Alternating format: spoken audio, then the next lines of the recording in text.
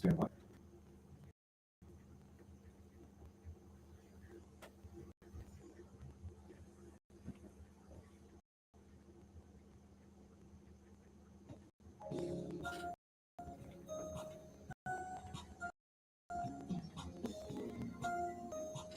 Hey, Bernard. She's lost, so she just have to join us. Okay, go ahead. Well, hello everyone, and welcome again to another edition of Defining Moments. I'm your host, Larry Nitz, and we appreciate you being with us every Thursday from 11 to 12 p.m. I know that you have other obligations and other responsibilities. We are blessed that you are here because we do know that you have other responsibilities and other things that you need attending to. But our goal every week is not to waste your time, not to insult you with just meandering and just a lot of noise and rattling and commentary and sensationalism and just a lot of propaganda. But our intentions every week, or our intentions, our sole intention, is to encourage you. Our plural intention, our dual intentions, are to encourage you, to inspire you, and also to even challenge you to live within your purpose. Today's theme today, the theme for our program today, and our program, our guest today is running a bit late, and so this gives me an opportunity just to love on you today and to encourage you. And she will join you, as many of us say, in flight. You know, when you're having a little issues with the airplane and you're flying over the Atlantic or the Pacific Ocean, you can't land it. You just got to deal with it in flight. And so our guest, our beloved guest, will join us while we're in flight. But the theme of today's program is purpose-driven life. A book was on New York bestsellers list as number one for weeks, if not months, written by Rick Warren. And the book was written, and the title again was Purpose Driven Life. The essence of the book is that God created us for a purpose. God didn't make a mistake. He didn't make a mistake with your height. He didn't make a mistake with the hue of your skin. He didn't make a mistake to the family in which you were born. He didn't make a mistake to the community that you were reared in. God does everything on purpose. And a friend of mine said, Pastor Jerry Mannery, he said that all things may not be good, but all things work together for good to those who love the Lord, to those who are called according to his purpose. And so if you were born in an environment that you think is very challenging, you think is inferior, you think it's hard because of the family or the community that you were born in, or the person that you were born to, or your parents, I would encourage you to embrace God, embrace his word. And through the relationship with God, not religion, I didn't say embrace a church or religion, a denomination. I said embrace God. Through embracing and developing your relationship with God over a period of time, God will demonstrate to you, and he will show you, and he will reveal to you the purpose for which, number one, you were born in that environment, that you were born to that family, and the purpose for which he created you for. I think sometimes we spend a whole lot of time looking across the aisle, looking at someone else and likening ourselves to wishing that we were born into their family. We were born with their hue of skin. We were born with that length of hair, with that color of hair, and not really appreciating for who we are. I say all the time that if you really want to know what God looks like, if you really want to know what Jesus looks like, then look at the person next to you. Look at a friend. Just look at people. You mean God looks like the diversity of people? The answer is yes. God, infinite in his wisdom, knows exactly what he is doing and who he put on this planet during this space of time. And he put you on this planet for such a time as this to accomplish a work with your fingerprint that only you can accomplish. Okay, you see my guest coming in, and we're very happy to have her. And so I want to encourage you. I want to remind you that you are here on purpose. You are here for a purpose, and only you can accomplish that purpose. The frustration becomes when you become so busy and so distracted trying to accomplish the purpose that God gave somebody else. I have found, and this is something I had to learn, I have found that the greatest peace you will ever have in life is when you appreciate who you are, when you appreciate whose you are, and when you appreciate and embrace the fact that God gave you a specific fingerprint that only you can accomplish the work that He has given you for your period of life. And so, if I were you, I would spend time asking the Lord, what is my purpose? And then listen. All right. So that's my word for today. Embrace the fact that God specifically created you. He placed you in the sphere of space called time for a period of time for you to accomplish a purpose, a specific purpose that your DNA can accomplish. And if I were you, I wouldn't show back up in heaven loaded with all the stuff and gifts that He has put you in, and not share it with those that He has blessed. He has purposed you with to bless other people. Well, my guest is here, and you'll understand a little later why she is dashing in like she is. It is not because she's a procrastinator. It's not because she didn't have anything else to do. I am honored the fact that she carved out some time even during the season, and you'll find out in a couple of minutes that she carved out some time during this very busy season to be with us on Defining Moments. Deborah Gibbs, also known as a problem solver, a trailblazer, philanthropist, is the oldest of 5 siblings. She is an attorney, and she is, and some would say she's a politician serving as a member of the Mississippi House of Representatives from District 72. I would say that she is a public servant. Her body of work is extensive. If I spent time reading her body of work, especially the academic achievement, we would be here for an hour. You can just Google her, all right? Because it is very extensive. It is very impressive. But today is an opportunity for you to get to know the person behind all of the awards and rewards and the business acumen. Attorney Gibbs was born in Gulfport, Mississippi. She earned a Bachelor's of Science degree in accounting from the University of Southern Mississippi, a Master's of Business Administration from Mississippi College, and a Juris Doctorate from Mississippi College School of Law. After earning her undergraduate degree, Attorney Gibbs worked for Entergy. From 1984 to 1989, she worked as a director of the Jackson State University Center of Development, and in fact, I think she was kind of one of the founders. She started it. From 1989 to 1986, she was the director of the Mississippi Department of Human Services for Accounting and Finance. After leaving government, she worked as an attorney. From 2010 to 2015, she was a member of the Mississippi Workers' Compensation Commission. After Attorney Gibbs was then elected to the Mississippi House of Representatives and assumed office October 14th, 2016. Representative Gibbs is vice chair of the House Tourism Committee.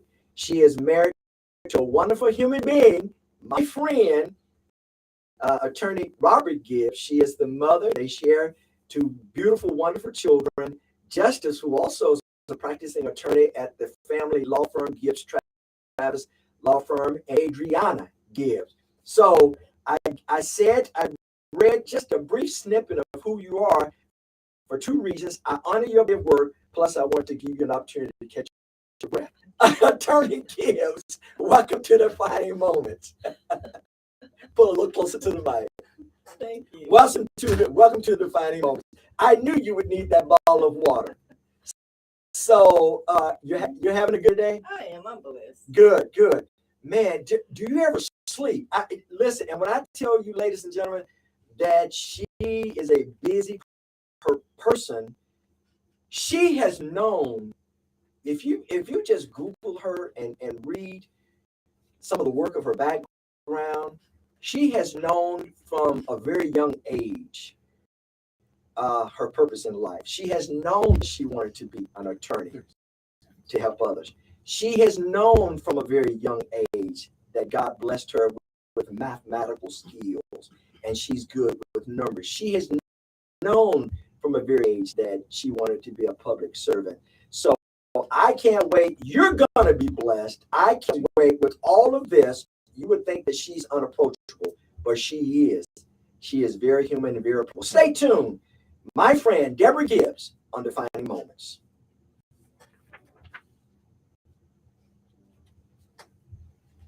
So again, thank you for joining us today. For those of you that live stream us on your various social media platforms, I had many of you to text me and say that you know her and you can't wait to join us today. I know that we have many delivery drivers that listens to us terrestrially on 104.3, which is our flagship station in Pearl, Mississippi.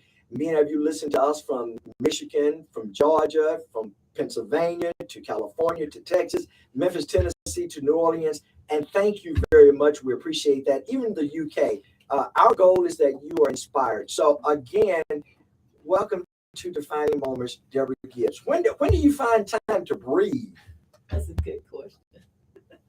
But anyway, I'm enjoying what I'm doing, and I haven't had a lot of sleep lately because of all the things that I'm involved in currently. But I have passion for people in our community, so that kind of fuels me. So let's put some meat on the bones, if you will.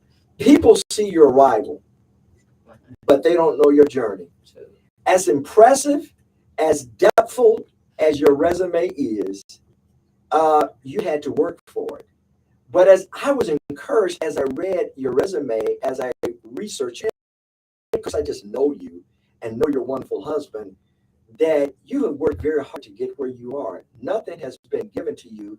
And I've always admired your family because you have a spirit of philanthropy.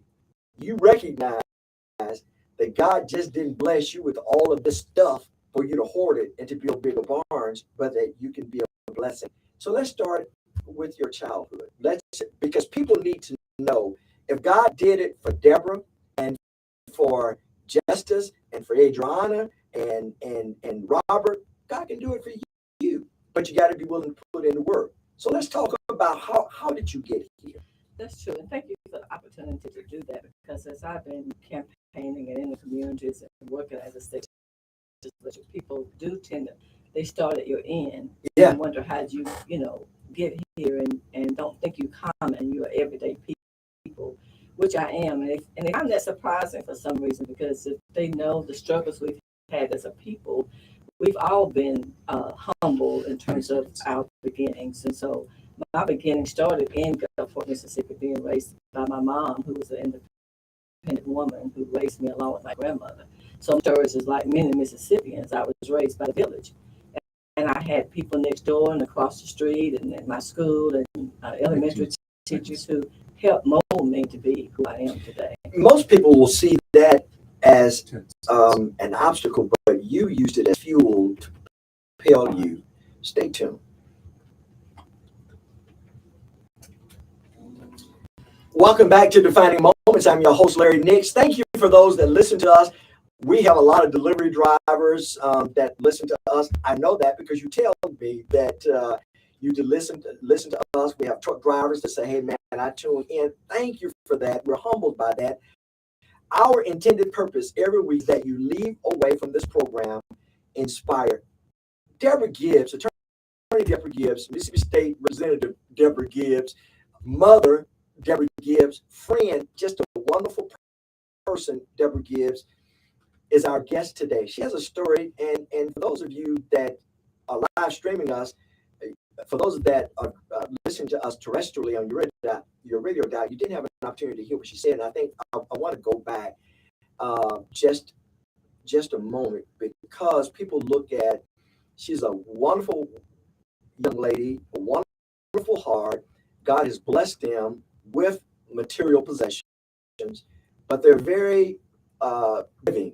They're very philanthropic. They're always, they're always involved in this. They're always giving to this, giving to that, and donating to that. But when you read their story, like, okay, they were not born with a silver spoon. And Deborah Gibbs was sharing the fact that she was born of a single mother, but reared by her mother and grandmother. But many would see that as an excuse, but you used it as fuel to propel you. Well, I never saw that as a negative. I think other people might see it that way, but for me, that was just life.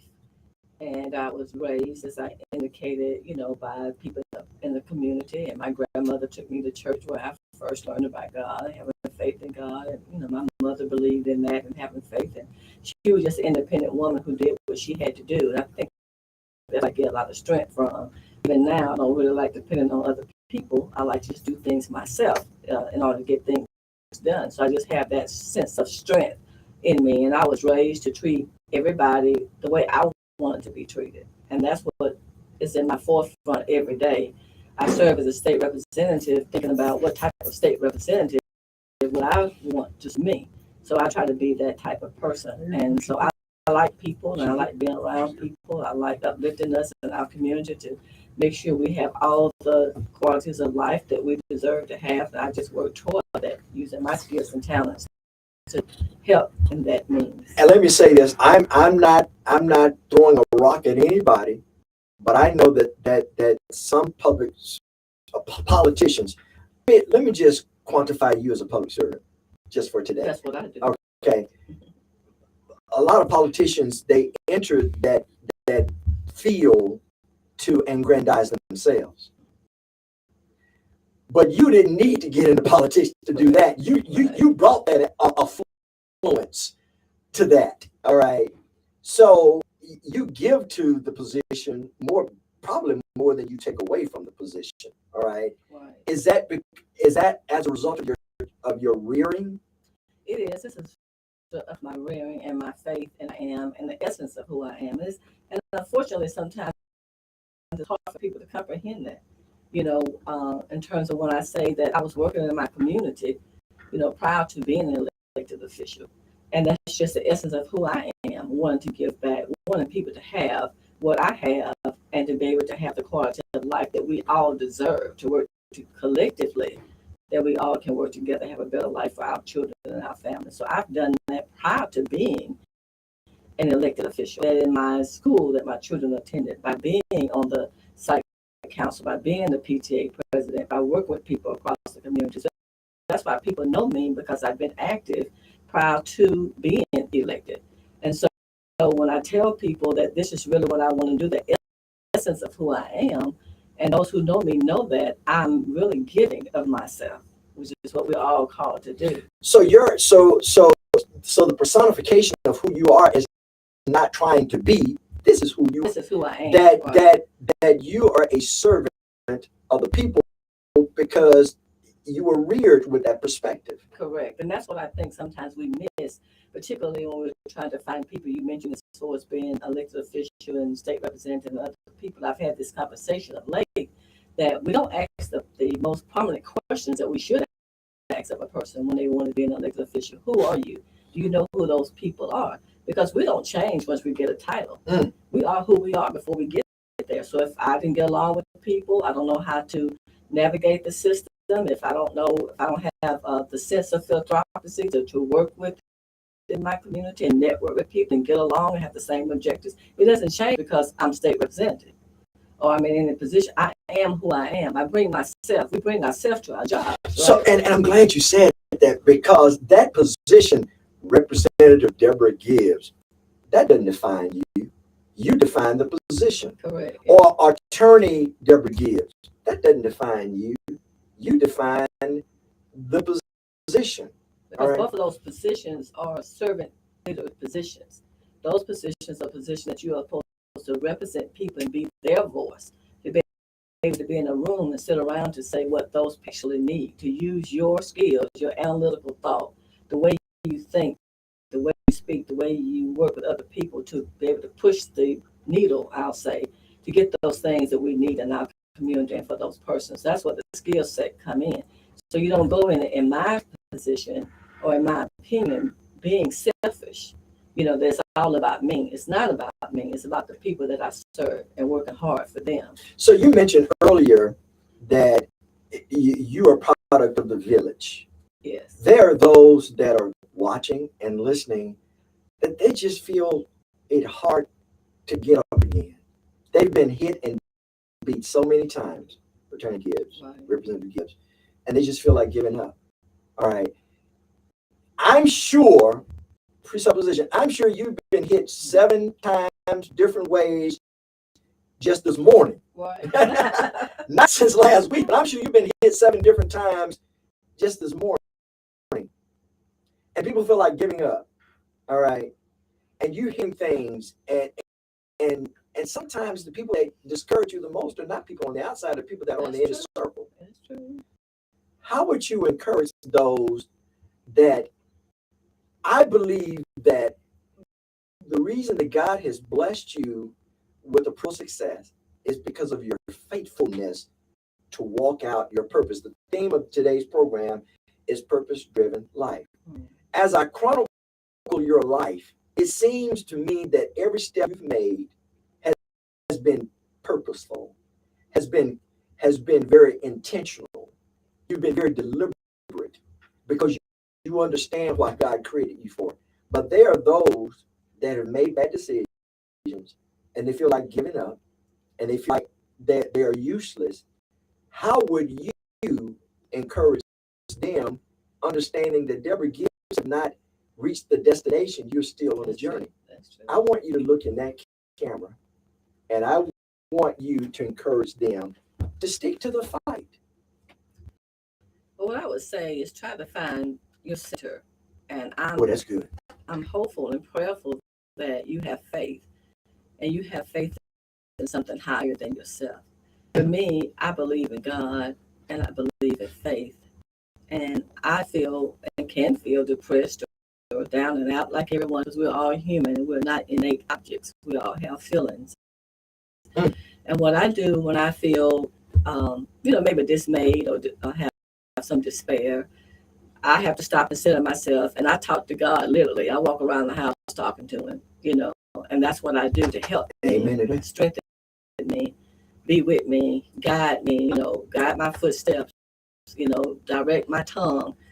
And you have to get up. I had a lady who told me one day, she said, you're supposed to get up every morning with a transformed mind, because when we sleep at night, we're kind of dead to ourselves. So you should wake up with a transformed mind every morning. And so what I do is try to start over every day, trying to treat people how I want to be treated.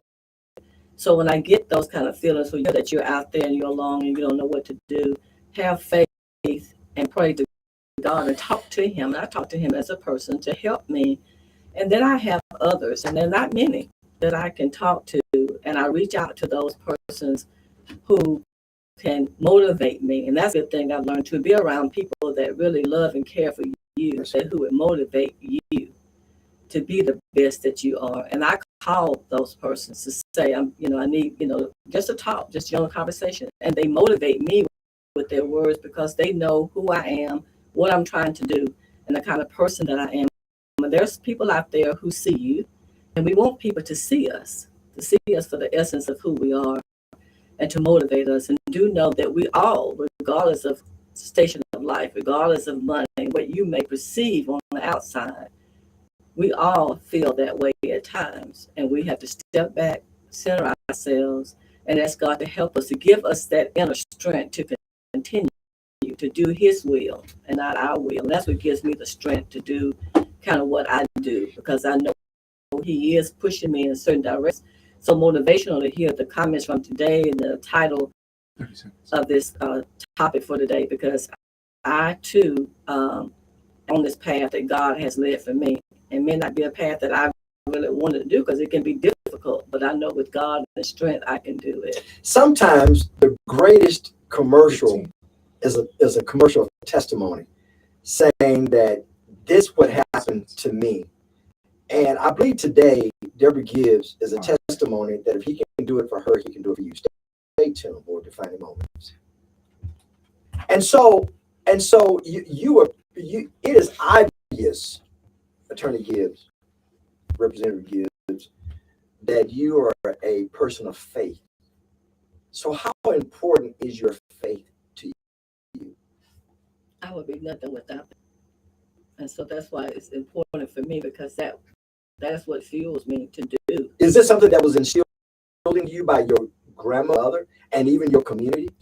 It was. I mean, I think at an early age, by my grandmother taking me to church, and I just happened to be one of those children who believed in the words that I heard when I was singing in the choir and singing those church songs. I believed those words. I believed God was there. I believed God could see me in terms of whatever I'm doing. I know He's watching me. So when you say, and we know without getting all philosophical and academic, when you say, and I think that's very powerful what you just said. You said, first of all, you just need to center yourself. What is that? What are you saying when you center yourself? Just get by yourself and get calm. That's and good. Just stop and just think and just kind of blow out, take a breath, and just center yourself and come to yourself and just ask for peace, ask for direction, ask for God's will to come to you, to help you. And I ask for God's people to help me. And He'll do it. And He'll do that. So He'll put people around you to help motivate you, to push you on. And I have learned that one of the weapons that the enemy will use is noise.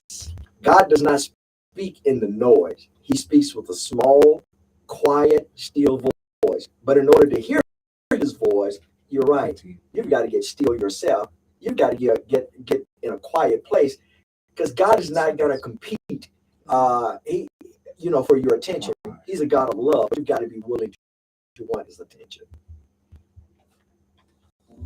Welcome back to Defining Moments. I'm with my guest, Attorney Representative, State of Mississippi, House District 72, Deborah Gibbs. And I'm so delighted because, yes, she's on the campaign trail.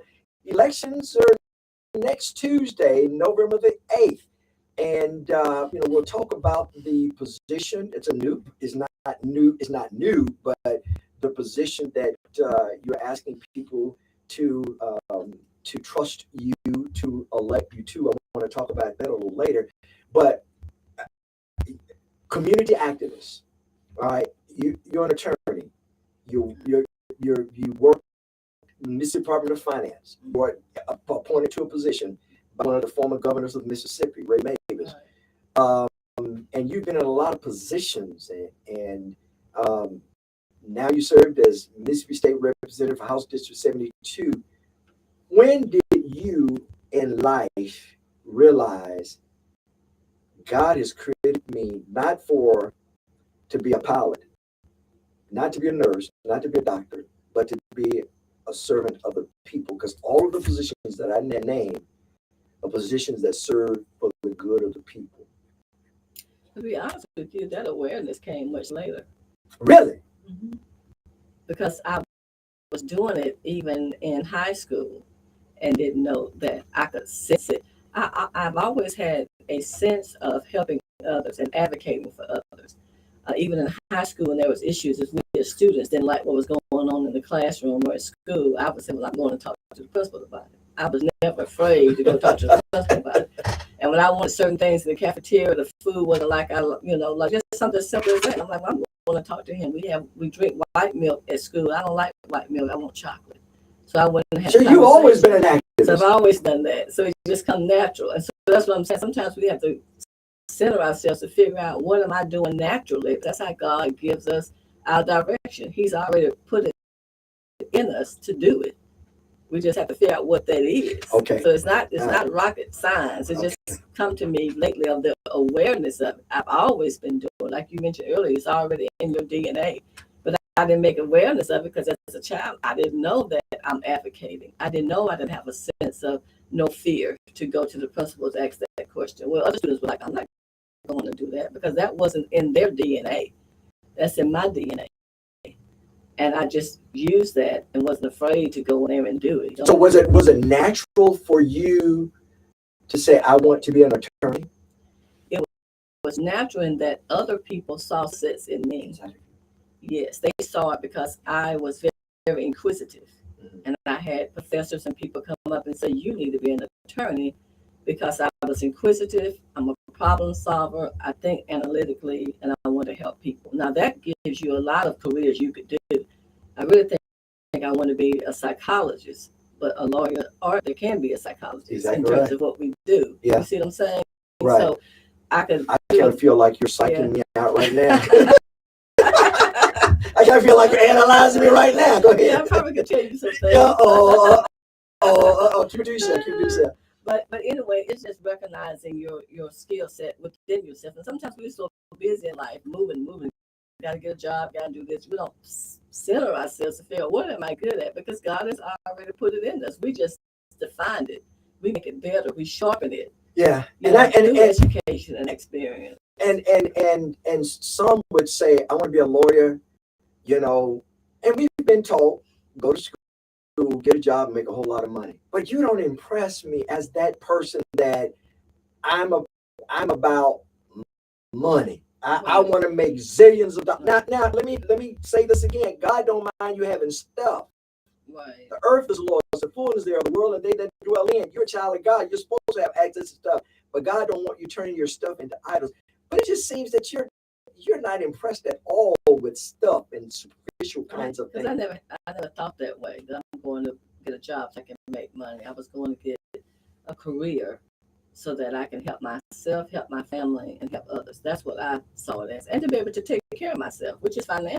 But I never thought, well, I want to be a judge or I want to be a doctor because they make good money. I never looked at it initially like that. It was like, what do I need to do that I have the ability to do to be able to help my family because I'm the oldest and to be able to take care of myself. And throughout my years, I can say that I've never wanted for anything. I've always had what I needed. I may didn't have everything I wanted, yes, but I had everything that I needed. I've always had that. So in the previous segment, and you shared a wonderful words of encouragement with our guests that are streaming on various social media platforms. We were talking about faith, and I don't want to finish that conversation. You said your faith is important to you, is a part. And of course, I know the Bible is our favorite scripture, the whole Bible from Genesis to Revelation. But do you have certain scriptures that guide you as like the North Star? Probably the first thing coming to my mind would be the 23rd Psalm. Oh, that's good. Because that's my mother's favorite. Well, that's what I had to learn. And you know what, David, and the part that I like the most that I read, David says, I'm going through. Yea, though I walk through, I'll feel no evil. With me. Because you're with me, And God, and David is simply trying to tell you that you're going to have some ebbs and flows of life. Mm-hmm. But if you trust God, he's not going to keep you in the valley. Mm-hmm. He's going to move you through the valley. And if you understand the process, he's trying to teach you something even in the process. How does Deborah Gibbs sustain her strength with the ebbs and flows of life? Because I know you get hit. You get hit left, right, up, down. How do you sustain yourself during the ebbs and flows of life? By remembering that scripture and know that I'm going through a journey and that God is with me, mm-hmm. and that I just have to, like you talked about the noise earlier, I have to get the noise out. And I, again, have to, like we said, center myself to, and I vent. I'm like everybody else. You get what people coming at you, making negative comments, not understanding what you're trying to do, not understanding that I'm trying to offer myself to my community, that I'm trying to utilize my talents to make things better. But yet you have negative noise and people don't really understand what you're doing because they don't know the essence of who you are. And they might be envious or jealous for others. So I have to step back. I vent. I talk about it. Don't understand it. But then I know I'm going through this for a journey. It makes me stronger. I've had people say, I don't know how you take some of the things that you take, things that people say and do to you. I just kind of roll over because God put me in those various positions that you talked about to get stronger. In each one of those positions, I've had to deal with different issues, different obstacles, being black, being a woman, being a mother, being a wife, being able to be successful what other people see, what they see is successful. And I've had to utilize all of that and to keep moving because I know I am in a journey. I know that I'm serving God and I'm praying to do His will and what He wants me to do. So I have to sustain that. And I think even this morning I was thinking about how God was treated. And if He was treated the way He was treated, that people, spit on Him, kicked on Him, didn't know who He was, denied who He was, but yet He still had a loving heart toward those people. Because I don't dislike anybody, but I sad that they act the way that they do, but you still want the best for them. So I just try to think of the character of God and what He did and just try to emulate it as much as I can, but I am human. So that's why I made the statement that, I have to vent. I have to have people that I can just get that off my chest and then center myself to ask God to help me to continue going on that journey. How do you maintain your level of humanity, if you will, that you are human when people want to make a God out of Deborah Gibbs? Because it's like sometimes we idolize pastors so that we think that they don't make mistakes, they don't cry, they don't need sleep. And so when people sing your praises, oh, Deborah Gibbs is this, Deborah Gibbs is that, and you say, listen, I've worked hard for that, but I'm not alone. I'm a product of a village, my mother, my grandmother. But I appreciate you honoring the hard work, but I need air to breathe as well as you need air. Well, I'm hoping after November the 8th, I'll be able to step back and take that breath and to get back into a sense of me and to be able to refuel myself so that I can be good to myself and my family. That's good. Who I've had to neglect while I'm out being a servant leader and being able to be out on the campaign trail asking people to allow me to continue to be a servant leader. So I would need to step back and do exactly what I'm suggesting that others do, to step back and take care of myself so that I can take care for those persons that I love. You know what? Let me give you a little grace. At the end of Billy Graham's life, he is noted heralded as one of the greatest preachers of the 21st century. He was asked, and he wrote in his book, he was asked, what is one of the greatest regrets that you've had in life?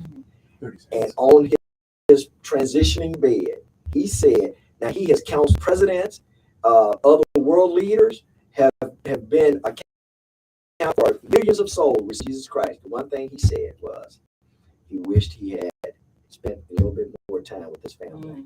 15 seconds. I don't, if you're a public servant, I think you will always carry that burden. Ladies and gentlemen, and that's a little grace for you. Ladies and gentlemen, stay tuned. More Defining Moments with Deborah Gibbs. And so what does it mean when you're sincere and you're committed to your purpose in life? You're not at all confused about your purpose as being a servant leader, are you? I'm not. You know that's what God created for me, Deborah Gibbs, to do. Right. But you just seem to immerse yourself into it deeper, as if an attorney wasn't, a director in the finance wasn't enough. Then you became an attorney, and then all of a sudden, a Mississippi State representative, House District 72, you've served well, and now you're seeking another position. That's right. That's true. Why? That's true. Why? And what does that mean, by the way? Because let me tell you something. Well, we have a lot of issues in our country, in our world. And I want to ask two questions that I want the terrestrial listeners to listen, to hear as well. How do you reckon your faith in politics when you're dealing with some unfavorable and ungodly and uncaring and insensitive people, whether on your side or across the aisle, number one, okay? And then reckon your faith in decisions that of bills you're having to vote for. Okay, I want you to answer that first, and then your desire is to be to sit in in a judge position. Right. How do you reckon with having a fiduciary responsibility, but understand that you are a person of faith?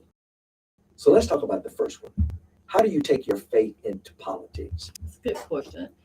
And no one has asked us that while we've been on the campaign trail. And I think those are good questions to ask to see if the people that we are electing have faith. Ooh. And whether they are God-centered and who do they, worship. And I think that's a good question. In the legislature, you're hit with so many issues, so many concerns, people from all over the state with all different backgrounds. And we don't get to know everyone intimately, but we do hear their debates on the floor and things that they're pushing. And we can see that some of those policies that they are pushing perhaps may not be beneficial to the people that we serve, primarily African Americans. And that we want to make sure that they get, as we say, they are their piece of the pie, because it's all about money.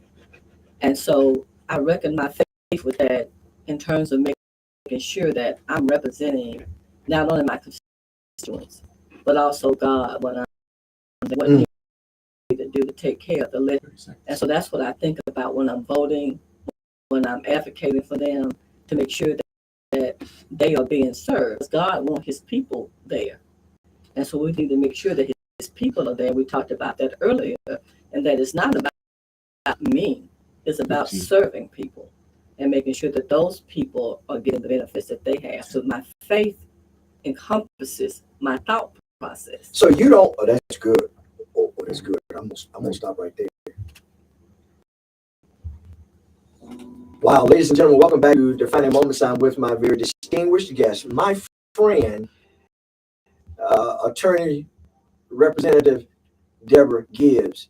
You said something very powerful. I think those of you who are driving need to hear this. You said your faith defines who you are, and it encompasses your decision making. Right, it does. Talk that out a little bit more. Well, for example, so you don't, when you walk in the halls of the building of the Capitol, you don't say, okay, faith, stay right here. Relationship with God, now stay right here. My faith walk, stay right here, because now I got to go in and do the business of the citizenry of the world. Oh no, I take that with me. That's what that was. That centers me. That's what's going to center you to do what's right, do the thing according to the word. And so I'm trying to do the right thing of what he would have me to do, and try to utilize all the knowledge I get on the bills, what they're going to do, how they're going to help the community, how they're going to help the state of Mississippi, because we're trustees of the state of Mississippi, as well as serving my district. And so when I say that I try to treat people how I want to be treated, that's biblical, because what God commands us to do. So we keep up with the 10 Commandments as we're working, your faith in him in terms of what you're doing, it would be a better place. Now, I can't say everyone in there is doing that, because they probably do drop it at the door and then walk in because they think it's politics. And that's why I don't like the word that I'm a politician. I feel that my title is a servant leader, that I wanted there to make sure that the people are being Christians and living their life as such. And if I'm doing that, we have to do that all the time. We always say it's not just on Sundays, it's Monday through Sunday. And when I'm there, I'm trying to make sure that those policies, those bills that we're doing are going to uplift us, not to continue to degrade us, not to continue to keep us in a poverty situation, not to be able to lift us up and be able to educate ourselves, to be able to get funding for education for our children, for all kind of services. That's why we advocate, and that's why we sometimes get passionate that we're not pushing laws that's going to help all of us, not just for a few, all of Mississippians, and all sometimes of African American people serve. When I see certain bills at the national level and even on the state level, I walk away saying that didn't benefit the whole. That didn't even benefit the one's constituents. That just benefited a small group of people inside their constituency. And one of the things that I grow concerned about, and I take it to the Lord, I said, Lord, we're doing a disservice to what you have put us in charge of. It seems to me that we're growing more hateful. We're growing angry. We're growing more divided, and we're growing as a people undisciplined, and we're messing up the beauty of what you created for us to bring glory. That's true, because we start looking at things red and blue, you know, and then we're being divisive with that. And then in some instances, we don't care about people who is at the bottom level. Even we at the bottom level, we just don't want them to get above us. So if that means I got to agree with some policy that's going to keep you at the lower level and not going to pull me out, I'm okay with that because you're at the lower level. That's the sentiment that we see sometimes. Have you ever had to take someone aside and say, brother or sister, I love you, but you were just dead wrong? I mean, yeah. and Yeah. what, what does your faith ascribe to the way you're acting? Right. Well, we do that. We advocate that way. Those of us on the Capitol floor, when we're in the chamber, we do that. We look at them and say, why did you vote that way? Why are you? And it boils down to blue and red. It boils down to, and they'll say, I know I don't agree with it. I know I shouldn't do it. But they have to go a certain bent. They have to go a certain way, they feel, in order to maintain their position in the legislature. So let's talk about, I pastored in Vicksburg God blessed me to pastor this wonderful church in Vicksburg for almost 11 years. And someone asked me, what was the hardest part about you leaving the church? And I said, when I had to read my resignation before the people from the pulpit, I couldn't look at the people because I started crying because I had fallen in love with the people. Now, it wasn't the fact that God said your season is up. I understood that, and I could understand that, but I had fallen in love with people, and I still have a wonderful relationship with the people in Vicksburg and some of the leaders in Vicksburg, and certainly some of the parishioners that God blessed me with. The pastor, we are great friends, and I will cherish that from now throughout eternity. But it seems that the season of you being Mississippi House District Representative 72, that season is up. I don't want to put words in your mouth, but God has burdened you for another assignment. Talk about that. Yeah, that's kind of interesting that you say that, because I'm asked one to go to the other, from a state representative to a judicial position, and I love my position. I love being a state representative because I love serving. I love being able to give people information and knowledge. I like advocating and making sure that we get the services that we need. I see my move from there exactly what you just said. It's not all about me. We need good people on the bench in Hinds County. We need judges on the bench that trust, that have credibility, and help bring and continue to bring respectability to the bench. We need people who are God-fearing people. And so not only academically, all of us that's have met the requirements to be on the ballot. The thing that people are not asking is who are you? Who are the essence of you? How are you going to preside? A judge presides over cases, and the circuit court is over civil and criminal cases. But how will you be a person to preside? Are you fair and impartial? How do you know that? How can you train your mindset to not be an advocate anymore, but to be who can listen to both sides of an argument when necessary to be able to make the kind of decisions that you need to make swiftly, but with justice, balance with the law, and with common sense. So those are some of the things that we need to know when we're putting people on the bench. And I've done that before. I've presided before over civil cases, and I've had the opportunity to do that. So the essence of who we are, I'm not going in, like my husband would say, it's not about people calling me judge. Yeah. It's not about people calling me state representative. When people say, what's your name? I say Deborah. Exactly. When people ask, what's your, I said Deborah. No, you don't have to do all that. It's good. I'm good. Yeah. Because that's just my employment. You really are. Yes, you really are. Okay.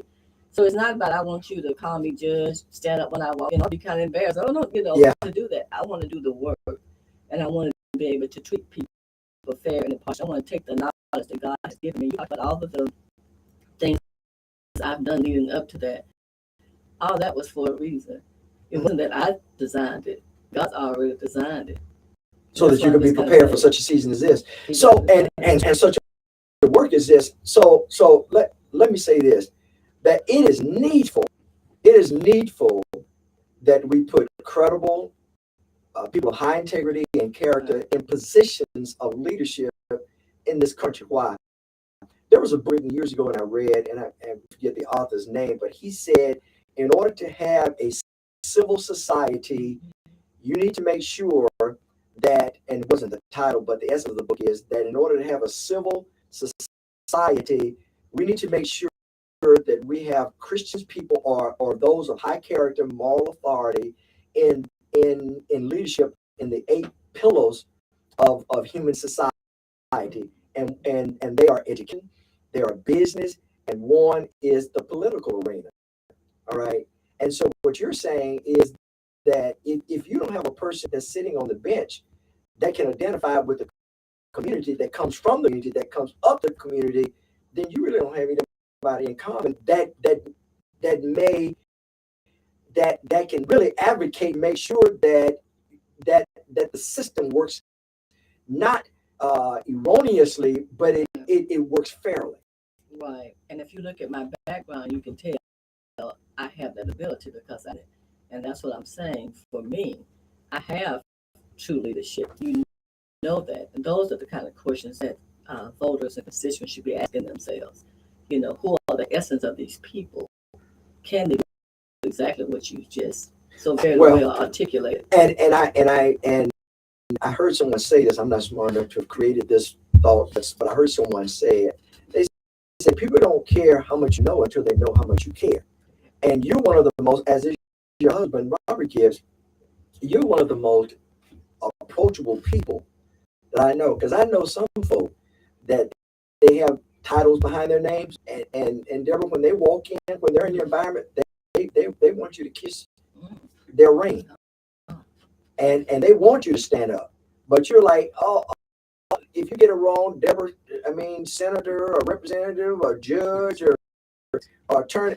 That's not necessary. My mama didn't name me judge. My mama didn't name me representative. She didn't name me attorney. She named me Deborah. That's right. And it's okay. It's okay. Demario Davis, a friend of ours, plays with the New Orleans Saints. He said, I play in the NFL. It doesn't mind me. That's my job. That's right. And I do it because God called me to do it. That's right. It is my platform. Ladies and gentlemen, stay tuned. I'm with my friend, Deborah Gibbs, on Defining Moments. More when we be back.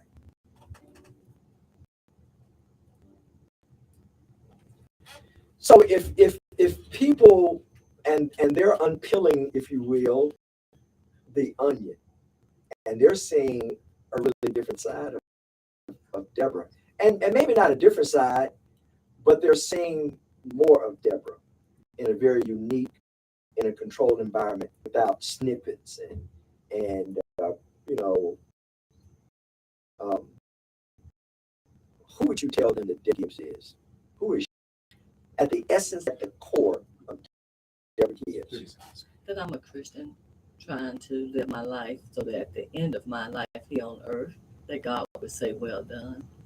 Wow. Boy, that's pretty powerful.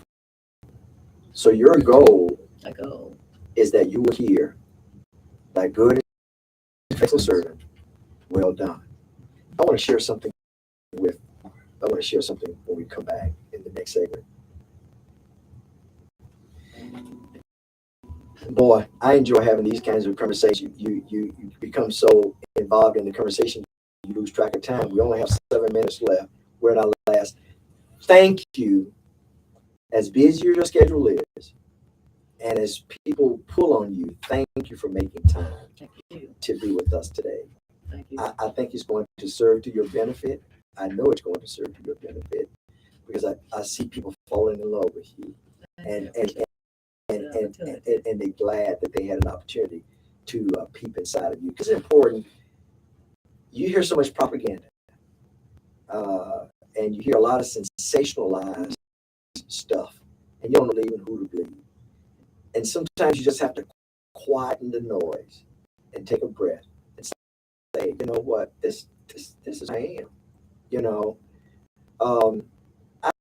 I've been told years ago that it's important that you understand who you are, because at the end of life, you need to give accountability. I've said to my others that who know me well, I want to expend myself so that my wife didn't have to. My wife didn't have to worry about the resuscitator. Mm. When the doctor comes to me, she'll say, "Doc, ain't nothing else inside of him," because he has given everything that God has purposed him for.